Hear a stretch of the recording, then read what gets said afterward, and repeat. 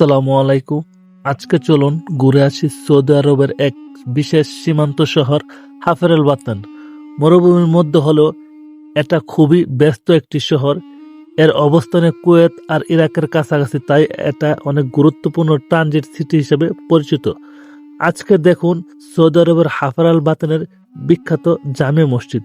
একে বলা হয় আল উতমান গ্র্যান্ড মস্ক। এই মসজিদের বাইরের অংশটা মদিনা মসজিদের আদলে তৈরি করে। মদিনার মধ্যে যেমন ছাতাগুলো দেখেছেন বাইরের, এরকম সেম ছাতা এই মসজিদে ব্যবহার করা হয়েছে, যা মসজিদের সৌন্দর্য বাড়িয়ে তুলছে।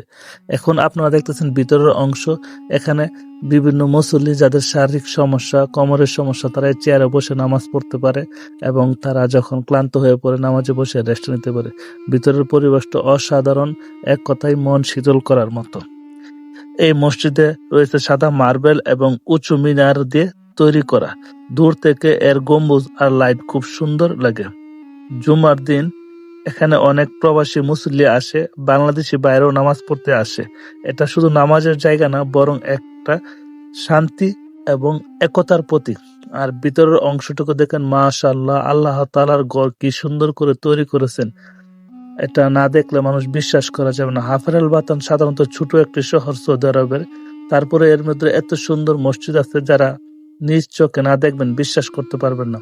এবং এর মধ্যে যে কার্পেট গুলো দেওয়া আছে, এত নিখুঁত কাজ এবং এত আরামদায়ক যে এখানে না আসেন সে বুঝতে